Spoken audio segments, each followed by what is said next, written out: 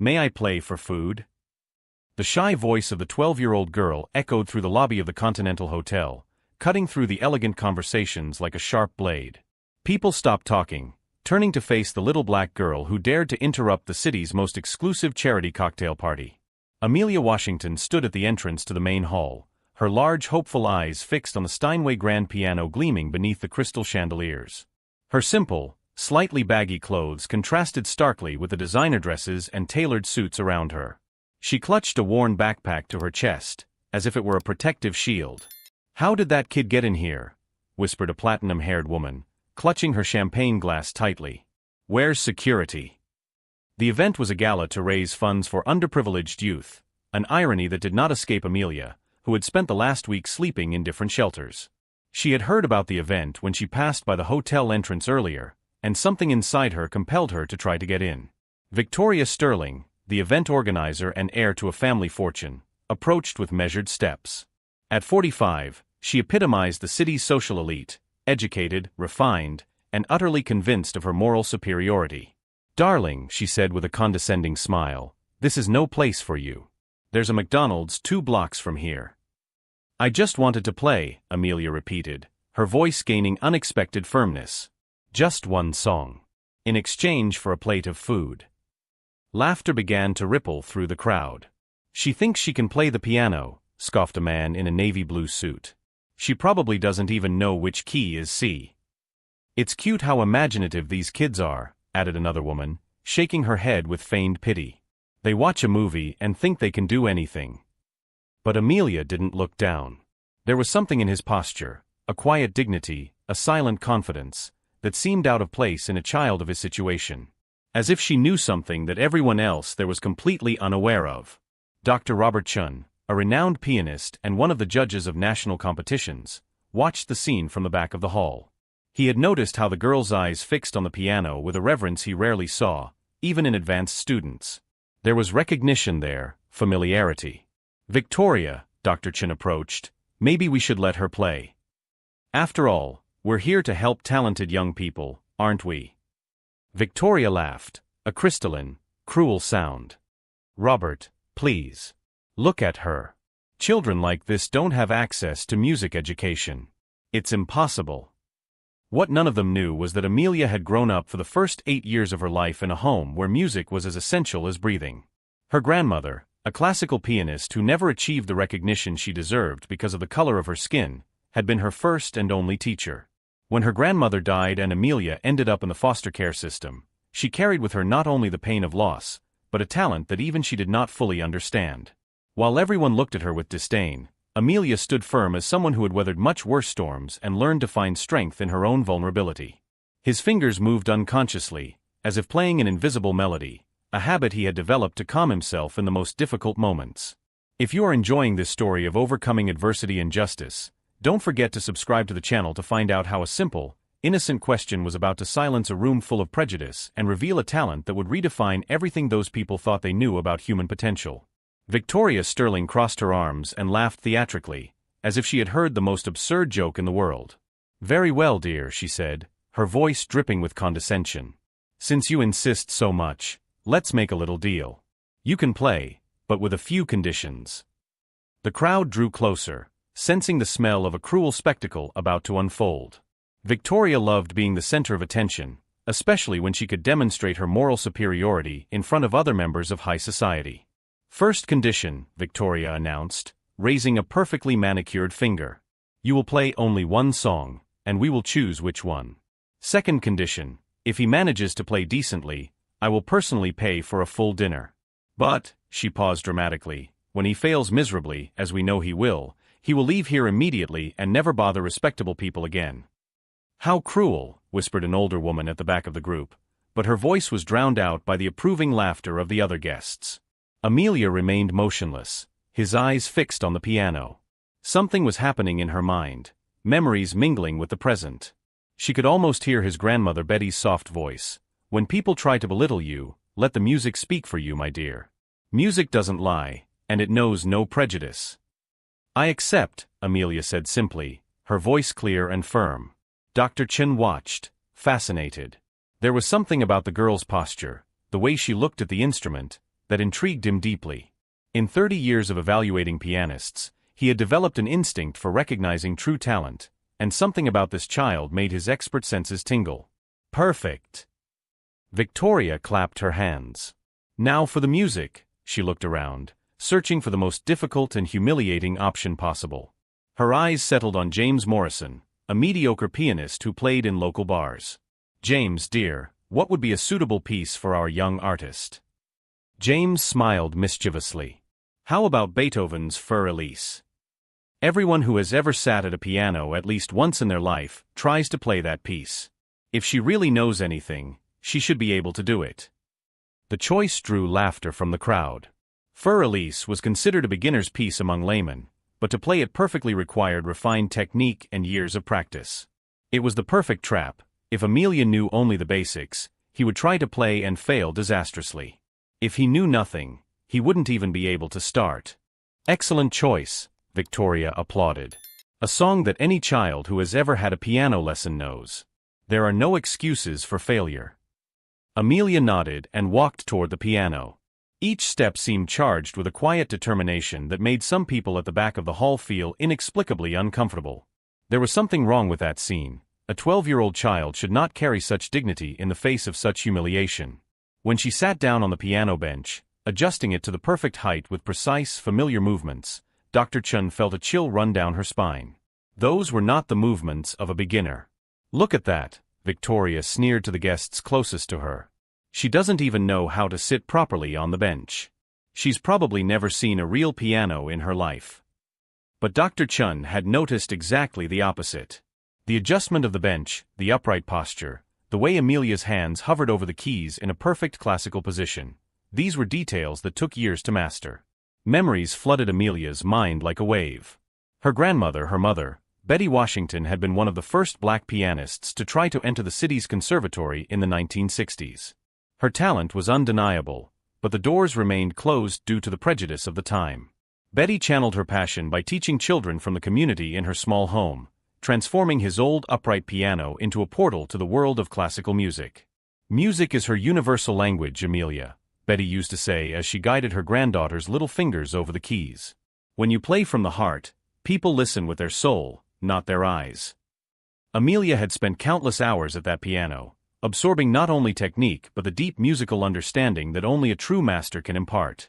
When Betty died and Amelia was separated from everything she knew, music remained her only constant companion, played on imaginary pianos during lonely nights in shelters. "We're waiting," Victoria said, drumming her impatient fingers. "Or have you given up before even trying?" Amelia took a deep breath and placed her hands on the keys. The touch was like electricity. After months without playing a real instrument, feeling the keys under his fingers was like rediscovering a lost part of her soul. The first note echoed through the hall with a crystalline purity that made several people look up in surprise. It wasn't the hesitant, amateurish sound they had expected. It was a note played with the confidence of someone who knows every nuance of the instrument intimately. Dr. Chun approached discreetly, her professional curiosity fully aroused. That first note had been played with impeccable technique, precise attack, perfect sustain, controlled timbre. These were details that only years of serious training could produce. "Coincidence," Victoria murmured, but her voice had lost some of its previous confidence. Amelia began the main melody of Für Elise, and every note that flowed from her hands was like a small miracle. There was no hesitation, no technical error. The music emerged naturally, as if she and the piano were part of a single organism. But there was something else, an emotional maturity in the interpretation that left Dr. Chun completely stunned. The way she phrased the melodic passages, how she controlled the dynamics, how she allowed the silence between the notes to speak as much as the music itself, it was the work of a mature artist, not an untrained child. The hall had fallen completely silent. The champagne glasses remained motionless in the guests' hands, the conversation ceased, even the waiters stopped moving. Everyone was mesmerized by that small figure at the piano, creating music of unexpected and breathtaking beauty. Victoria felt a growing uneasiness in her stomach. This was not going according to plan. The public humiliation she had orchestrated was turning into something completely different, something that was totally beyond his control. As Amelia played, lost in the music that flowed through her like a force of nature, a single question echoed in the minds of everyone present. Who was this girl really, and what secrets was her music about to reveal? As Amelia navigated the most complex passages of Fur Elise, Dr. Chun felt his heart race. 40 years of evaluating musical talent had honed his instincts, and what he was witnessing defied all logic. The girl's technique was not just competent, it was extraordinary. The descending arpeggio passage, which stumped even advanced students, flowed from her fingers like crystal-clear water.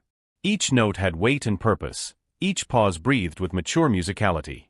Dr. Chun watched in fascination as she controlled the sustain pedal with the precision of a professional concert pianist. "This is impossible," he muttered to himself, moving even closer to the piano. Victoria, sensing the change in the atmosphere, felt the first alarm bells go off in her mind. The conversations had ceased completely. Even the waiters had stopped serving, mesmerized by the music that transformed the hall into an impromptu concert hall.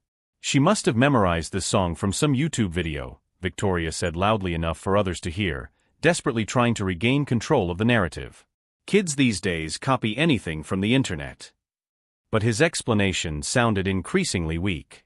What Amelia was doing transcended imitation. It was pure interpretation, loaded with an emotional understanding that only came with years of serious study and, more importantly, experience.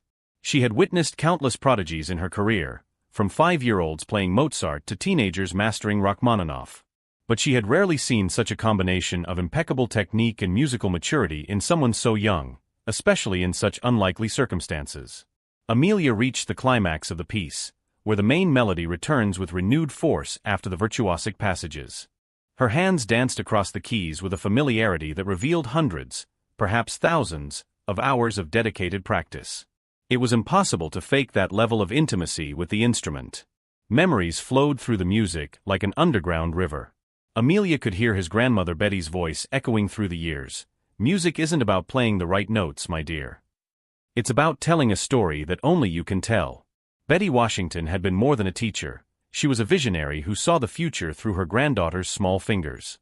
Born in 1940, she grew up at a time when black pianists were systematically excluded from prestigious conservatories and concert halls. Her response was to turn his own home into a musical temple, where children from the community discovered that classical music belonged to them too. "The world will try to tell you that certain things aren't for people like us," Betty used to say as she adjusted Amelia's posture on the piano bench. "But music knows no color, knows no poverty, knows no limits. It only knows truth." For 8 blessed years, Amelia absorbed not only technique but musical philosophy. Betty taught her that each composer had a unique language. Chopin spoke of longing, Beethoven of struggle and triumph, Mozart of crystalline joy. More importantly, she learned that her musical voice was equally valuable. When Betty died suddenly of a heart attack, Amelia didn't just lose her grandmother, she lost her world. The foster care system separated her from music, from the piano, from everything that gave meaning to her existence. For 4 years, she carried melodies only in her mind, playing imaginary keyboards in the cold dormitories of shelters. But now, in this surreal moment at the Hotel Continental, it all came back. Every lesson, every gentle correction, every word of encouragement from Betty flowed through her hands as if no time had ever passed. Dr. Chun watched in awe as Amelia played the final coda of the piece.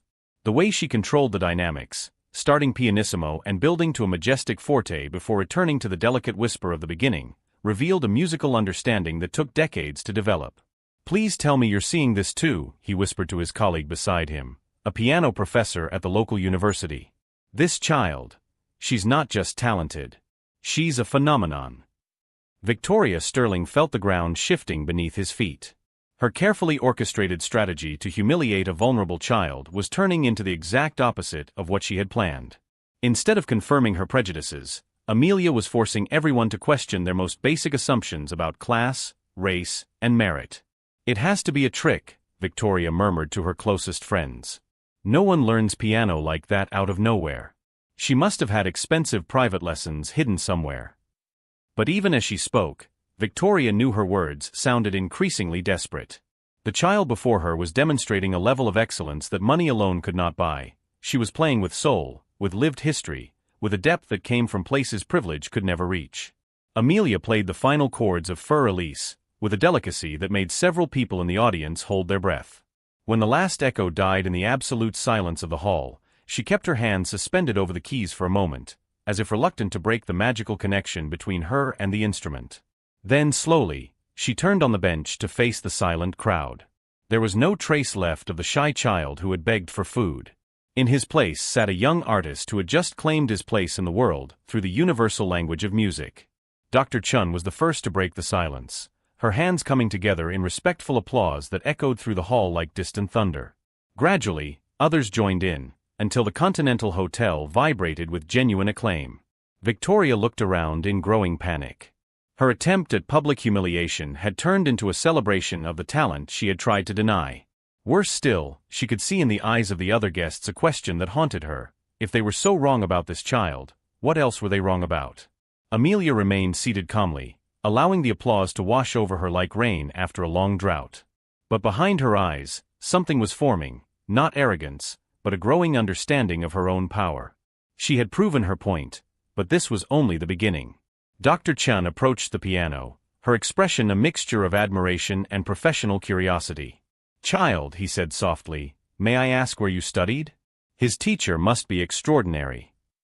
Amelia looked him straight in the eye, and for a moment, she allowed all the pain of the last 4 years to show in her eyes.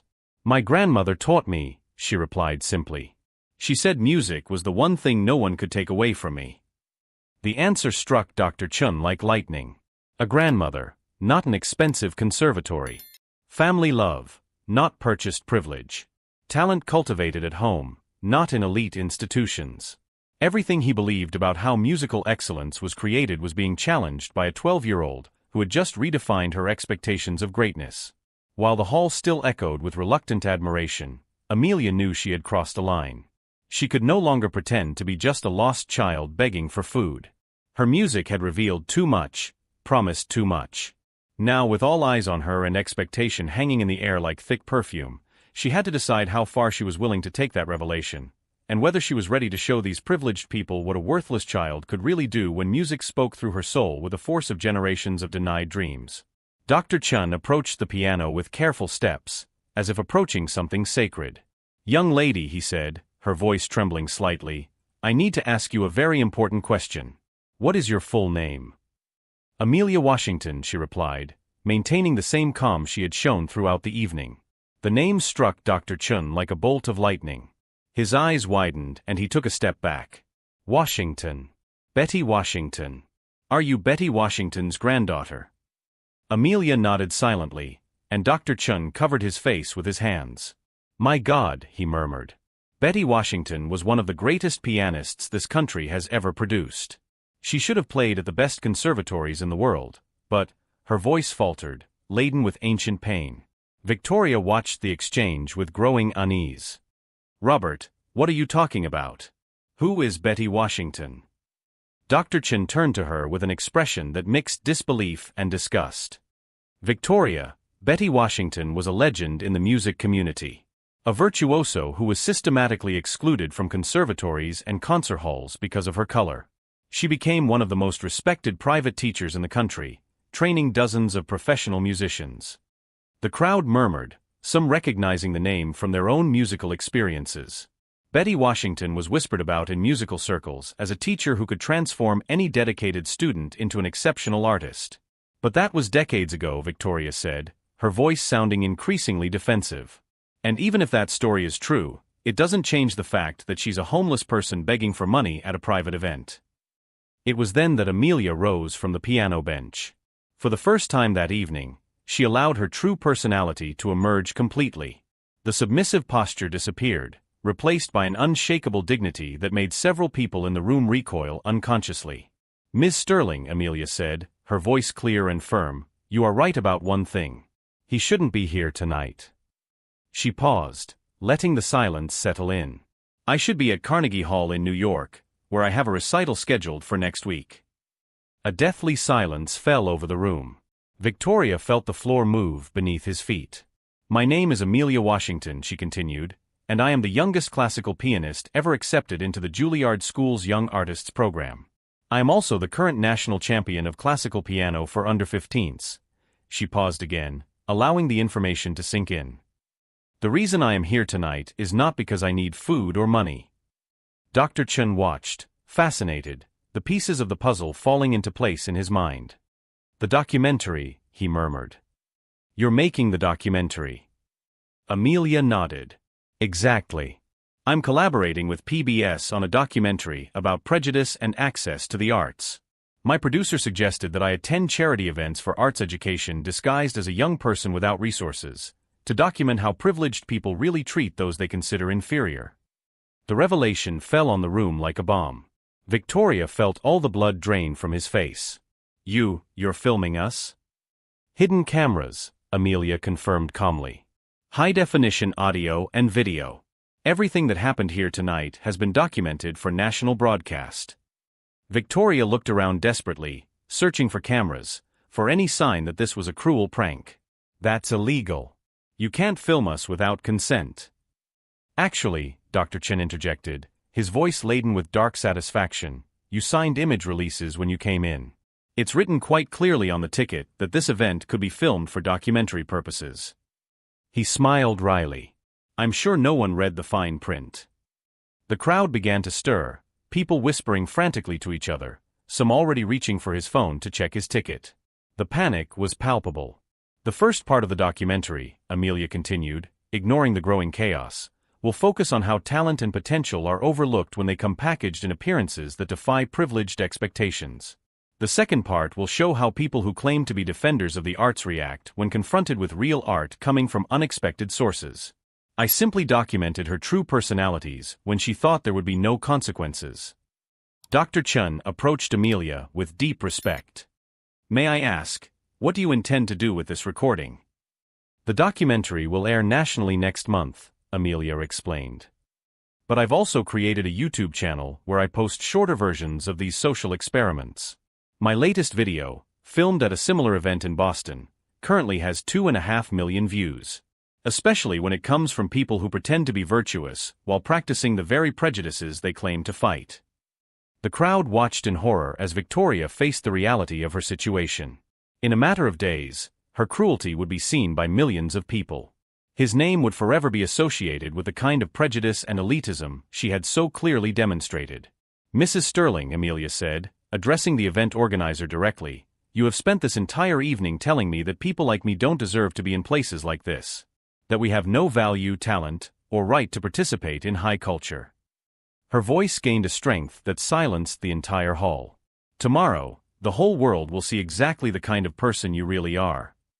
Victoria tried to speak, but the words wouldn't come out. The magnitude of her impending public humiliation was simply too great to process. Dr. Chen looked around the room, seeing the panic on the faces of the other guests. "How many other events have you filmed?" "This is the 12th, Amelia replied. "And it's always the same, people who claim to value art and education, but who immediately judge and dismiss talent based solely on appearances." She turned to face Victoria one last time. "The difference between you and her, Mrs. Sterling, is that when I was actually homeless for a few months after my grandmother's death, I learned that dignity doesn't come from money or status. It comes from how we treat other human beings when we think no one is watching." The silence in the hall was deafening.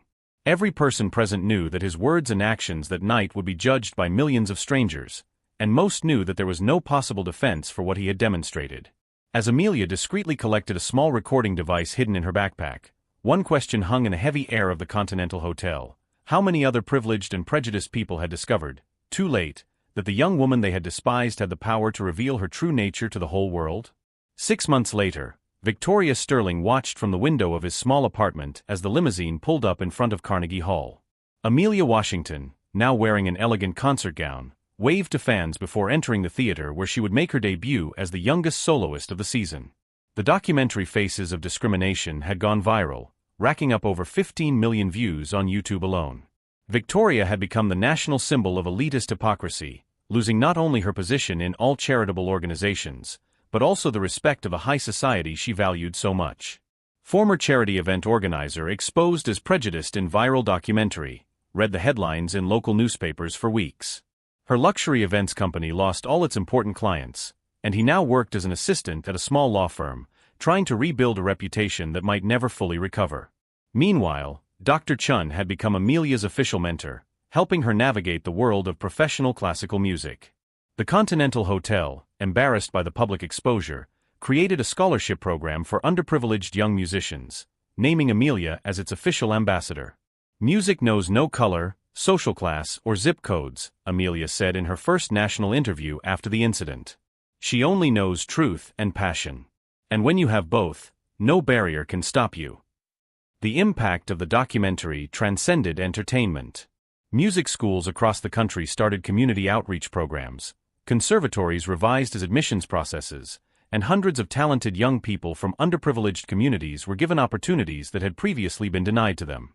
Victoria, watching Amelia triumph where she herself had tried to humiliate her, finally understood the most painful lesson of her life: dignity and talent cannot be bought with money, inherited with surnames, and definitely not measured by the color of one's skin or the address where one comes from. Amelia's best revenge was not to destroy Victoria. It was to prove that true greatness transcends prejudice and that, sometimes, those we least expect carry the most extraordinary gifts. If this story of overcoming adversity touched his heart, subscribe to the channel for more inspiring stories that show how true excellence always finds its way, regardless of the obstacles that try to block it.